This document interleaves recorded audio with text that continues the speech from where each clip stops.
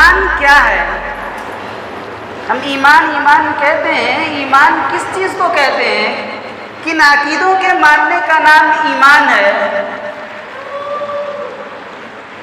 اس کو اللہ کے نبی ایک حدیث میں حضرت جبرائیل علیہ السلام نے بیان فرمایا، سکھایا ہے۔ روایت میں آتا ہے کہ ایک مرتبہ اللہ کے نبی صلی اللہ علیہ وسلم مجمع میں بیٹھے ہوئے تھے صحابہ کے۔ ایک شخص آئے، بال اور داڑھی نہایت کالے، کپڑے نہایت ہی سفید اور اجلے۔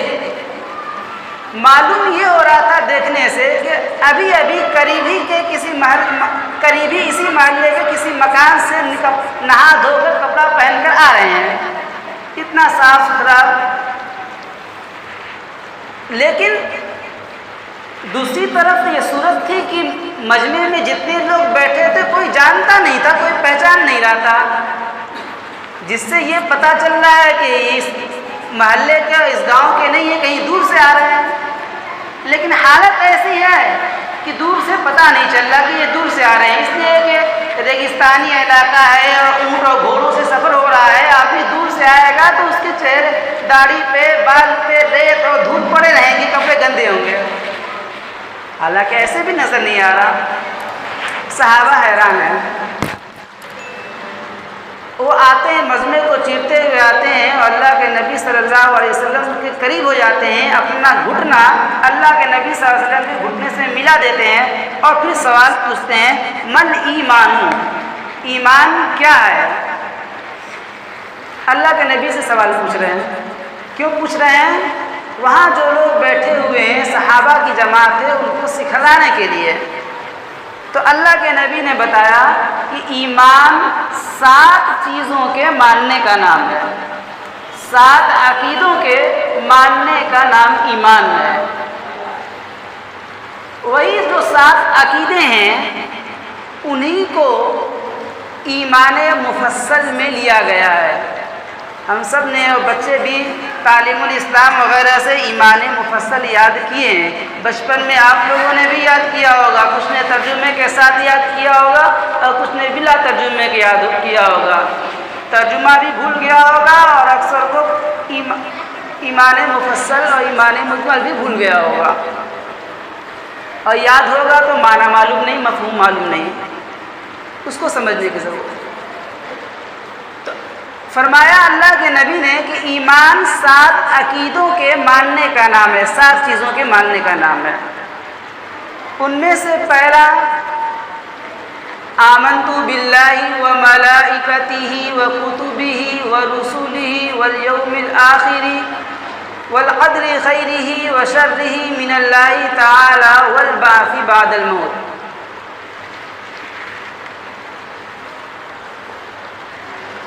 اس میں آمنت باللہ، میں مانتا ہوں اللہ کو۔ اللہ کو ماننا کیا ہے؟ آگے ایک ہے ایمان مجمل، یعنی اس میں تفصیل کے ساتھ کھول کھول کے بیان کیا گیا ایمان کے ساتھ عقیدوں کو، اور ایمان مجمل میں شارٹ میں بیان کر دیا گیا۔ آمنت باللہ کما ہوا باسمائہ و صفاتہ، میں مانتا ہوں اللہ کو جیسا کہ وہ اپنے نام اور اپنی صفت کے ساتھ ہے۔ اللہ کی صفات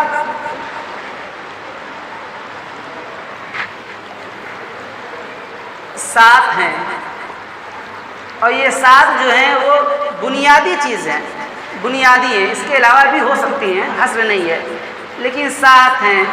اور اللہ کے نام یہ بے شمار ہیں۔ صفات اور نام میں فرق کیا ہے؟ تھوڑا سا فرق ہے۔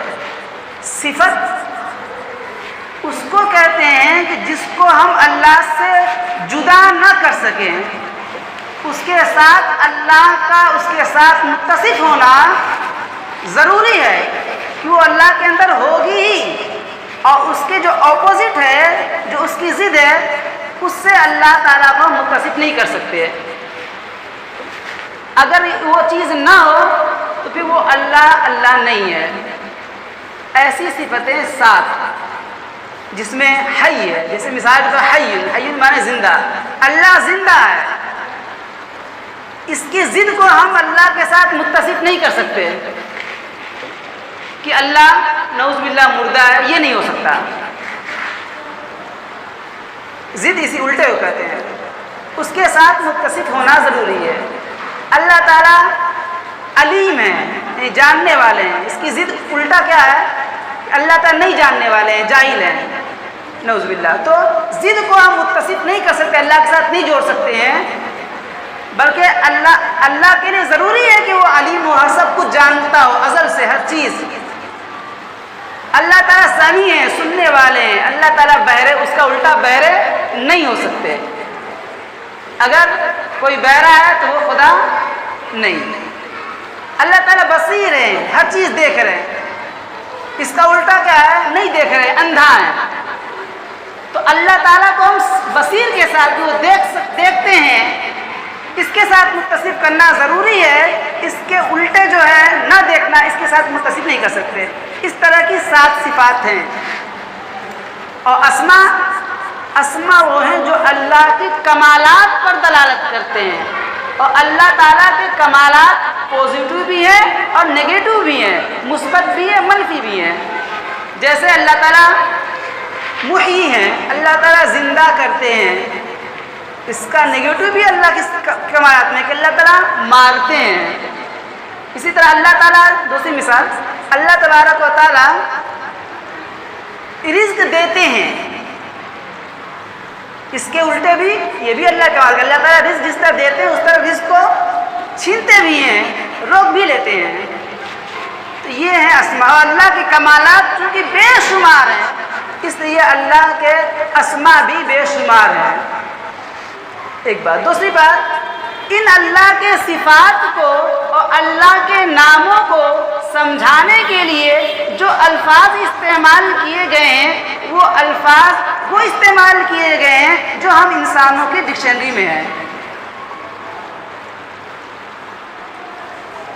جو ہم انسانوں کی ڈکشنری میں جو الفاظ موجود تھے پہلے سے، وہ الفاظ استعمال کیے گئے ہیں اللہ کی صفات کو اور اللہ کی کمالات کو سمجھانے کے لیے،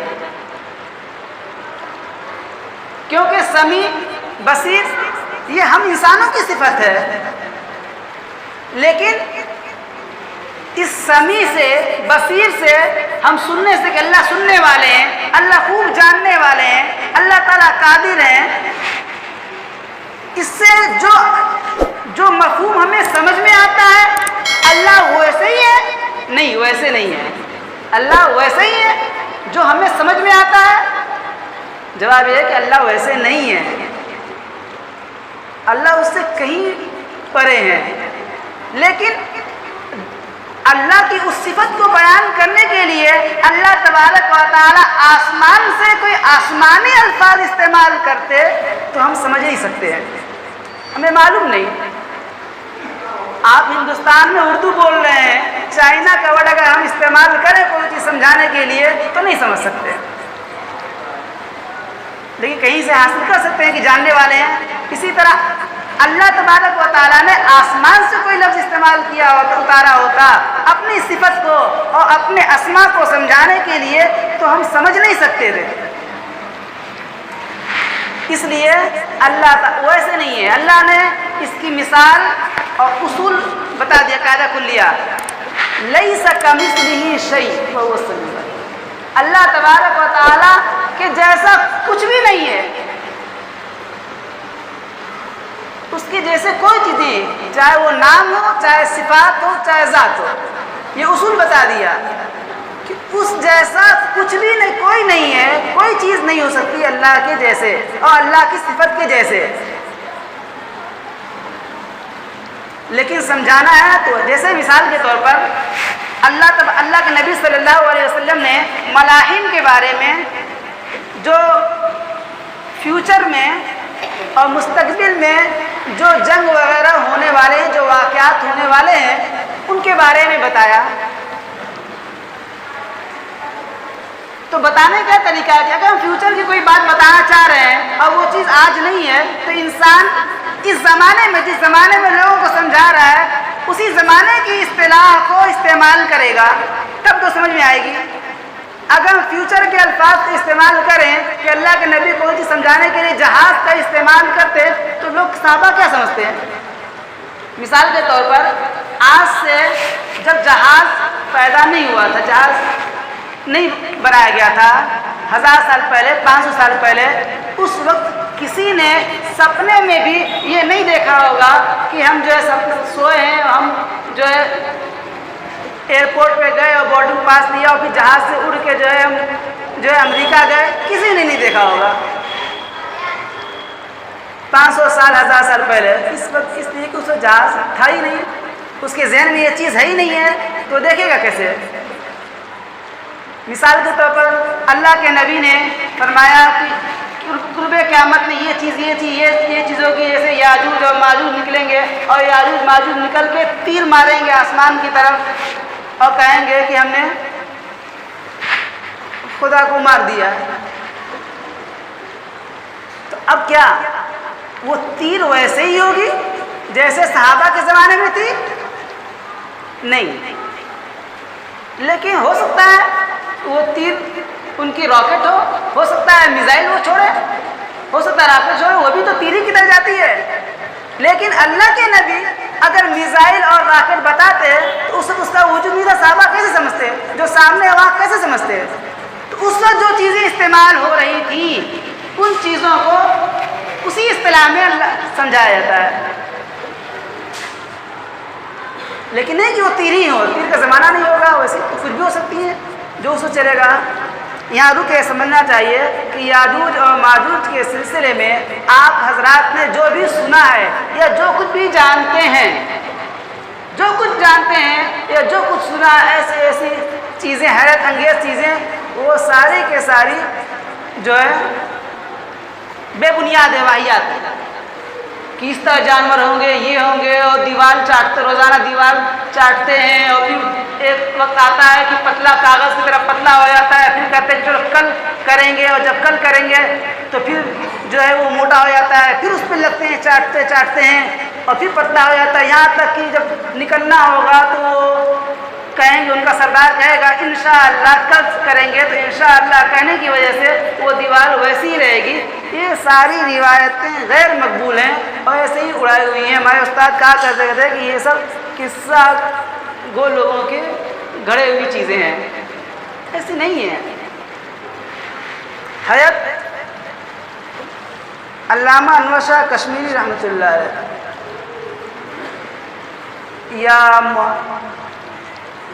یا شاہ ولی اللہ محدث دہلوی، ان دونوں بزرگوں میں سے کسی نے لکھا ہے دیوار بنی تھی. چونکہ یہ آیت جو یہ واقعہ قرآن کے خلاف ہے. قرآن یہ کہتا ہے کہ یاجوج اور ماجوج جو ہے اس دیوار پہ لقب نہیں لگا سکتے، توڑ نہیں سکتے. ہاں ٹوٹے گی، یہ ثابت ہے. تو علماء نے لکھا ہے کہ یہ دیوار کب کی ٹوٹ گئی. تو یہ ایسی کوئی عجیب و غریب مخلوق نہیں ہے، یہ انسان ہی ہے. سیدھی سی بات ہے کہ یہ انسان ہی ہے. نوح علیہ السلام کے اولاد میں ہم نے بتایا تھا سام، حام، یافس 3 ہیں، تینوں انسان ہی تھے، تینوں نوح علیہ السلام کے بیٹے تھے. تو علماء نے لکھا ہے کہ سام اہل عرب جو ہیں، عرب جتنے ہیں وہ سام میں، سام کے اولاد میں ہیں. اسی طریقے سے ہم جیسے ہیں، یہ جو ہندوستان میں جتنی قومیں ہیں یہ سب آرین قوم مانی جاتی ہے. آرین سے ہو کے ہم لوگ مسلمان ہوئے ہیں. تو آرین قوم یہ سب جو ہے حافظ کی اولاد میں سے ہیں. اور یافس جو اولاد تھی نوح علیہ السلام کی کا لڑکا تھا، ان کی اولاد میں یاجوج اور ماجوج ہیں. لیکن دنیا اتنی پھیل گئی ہے کہ اتنی گڑبڑ ہو گئی ہے کہ ہم یہ نہیں کہہ سکتے کہ کون سامی ہے، کون حامی ہے، کون یافس ہے. اس لیے بعض علماء کا کہنا ہے کہ جتنے بھی اہل مشارق، اہل مغارب ہیں یا یورپ وغیرہ کے ہیں، یہ سب جو ہے وہی یاجوج ماجوج قوم یہی ہے. اور بعض علماء کا کہنا ہے کہ یہ جو جتنے وہ ہیں، کیا نام ہے، حبشی ہیں، یہ یاجوج و ماجوج کی قوم ہے. بہرحال تو یہ انسانی ہے، کوئی ایسی عجیب و غریب مخلوق نہیں ہے. ان کی تعداد زیادہ ہوگی جو قرب قیامت میں نکلے گی. بہرحال تو میں یہ بتا رہا تھا کہ میں مانتا ہوں اللہ کو. اللہ کو ماننا کیا ہے کہ اللہ ہی عبادت کے لائق ہے، اس دنیا جہان کو پیدا کرنے والا اللہ ہے، اور وہی خالق ہے، وہی مالک ہے۔ ایک وقت تھا کہ دنیا نہیں تھی، اللہ تبارک و تعالیٰ نے اس کو وجود بخشا، کچھ بھی نہیں تھا، صرف اللہ ہی اللہ تھے، اللہ تبارک و تعالیٰ نے اس دنیا کو وجود بخشا ہے تو وجود آئی۔ جیسے بعض لوگوں کا عقیدہ ہے کہ یہ دنیا اپنے آپ بن گئی، جیسے بعض یہ کہتے ہیں کہ یہ انسان پیدا نہیں ہوا تھا بلکہ یہ انسان بندر تھا، اور پھر بھائی بندر کیا تھا؟ بندر پہلے چوہا تھا، چوہا کیسے بنا؟ چوہا پہلے کیڑا تھا، کیڑے سے چوہا بنا، چوہے سے بندر بنا، بندر سے پوچھ کٹا انسان بن گیا، کھڑا ہو چل گیا، واہیات بات۔ حالانکہ ایک جگہ آج ان کو بھی سچ ماننا پڑے گا، کیڑا کہاں سے بنا؟ مٹی سے، کسی اور چیز سے۔ وہ کہاں سے بنا؟ مٹی سے۔ مٹی کہاں سے بنی؟ پھر وہ کہاں سے بنی؟ کہیں جا کے ماننا پڑے گا کہ وہ ایک پوائنٹ پہ آ کے رکنا پڑے گا کہ اللہ نے بنایا ہے۔ تو ایک پوائنٹ پہ رک رہے ہیں تو ہم یہ کیوں نہ مان رہے ہیں کہ اس انسان کو اللہ نے انسان ہی بنایا تھا، حضرت آدم علیہ السلام، حضرت حوا۔ تو اللہ کو ماننا یعنی معبود اللہ ہی ہے، عبادت کے لائق اللہ ہی ہے، اللہ کے علاوہ کسی کی عبادت نہیں کی جا سکتی، کوئی پوچھنے کے لائق نہیں ہے، کوئی ورشپ نہیں ہے، وہی خالق ہے، وہی معبود ہیں، وہی دنیا کو پیدا کرنے والے ہیں، زندگی اور موت دینے والے وہی ہیں، اور وہ اکیلا ایک اللہ ہے۔ اللہ ایک کے علاوہ خدا مانگنا کیا ہے؟ اس کے علاوہ کوئی شریک نہیں، اس کی خدائی میں کوئی پارٹنرشپ نہیں ہے، کوئی پارٹنرشپ نہیں ہے۔ خدائی میں، اللہ میں، الہیت الوہیت میں پارٹنرشپ مان لینا یہی شرک ہے، یہ جائز نہیں ہے۔ جیسے عیسائیوں کا مسئلہ گرمڑ ہے، وہ کہتے ہیں اللہ ایک نہیں، اللہ تین ہے، اور پھر تین ایسے نہیں، وہ تین مل کے ایک ہے، 1 in 3 3 in 1 والا مسئلہ ہے، وہ تین مل کے ایک خدا ہے، اور پھر ادھر سے کہتے ہیں کہ وہ اللہ تین ہے، تین مل کے ایک ہے، اور اللہ ایک ہے، ایک اکیلا نہیں، ایک جو ہے وہ تین ہے۔ تو ایسا نہیں ہے، اللہ ایک ہی ہے اور کوئی پارٹنرشپ نہیں ہے، وہی معبود ہیں۔ اچھا، خدا ماننا کیا ہے؟ خدا ماننا یہ ہے کہ خدا کے ساتھ جو برتاؤ کیا جاتا ہے وہ ہم کسی اور کے ساتھ برتاؤ کرنے لگے، یہ خدا ماننا ہے۔ خدا خالق ہے، خدا کی عبادت کی جاتی ہے، اگر ہم یہ عبادت، یہ ورشپ کسی اور کی کرنے لگے، یہ خدا ماننا ہے۔ ورنہ بہت سی قومیں دنیا میں جو کہتی ہیں، ہمارے ہندو بھائی بھی کہتے ہیں کہ ایشور پرمیشور ایک ہی ہے، لیکن اس کے ساتھ ساتھ وہ لاکھوں کروڑوں لوگوں کی پوجا کرتے ہیں، سر جھکاتے ہیں۔ تو انہوں نے ایک ماننے کے باوجود بھی کئی خدا اور کئی پارٹنرشپ کر دی ہے۔ جیسے مجوسی حضرات ہیں، وہ کہتے ہیں کہ خدا دو ہے، ایک اچھائیوں کا خدا ہے جو اچھی چیزیں پیدا کرتا ہے، ایک برائیوں کا خدا ہے جو بری چیزیں پیدا کرتا ہے۔ تو یہ سب اسلام کے خلاف۔ خدا ایک ہی ہے، وہ اچھائیوں کو بھی پیدا کرتا ہے، برائیوں کا بھی خالق ہے، وہ زندگی بھی دیتا ہے، وہ موت دیتا ہے۔ دنیا نہیں تھی، اسی نے دنیا کو پیدا کیا۔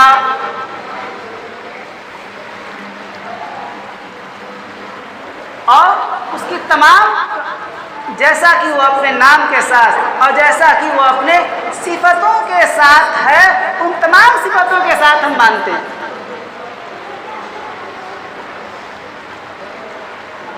یہ ہے اللہ کو ماننا، آمنت باللہ۔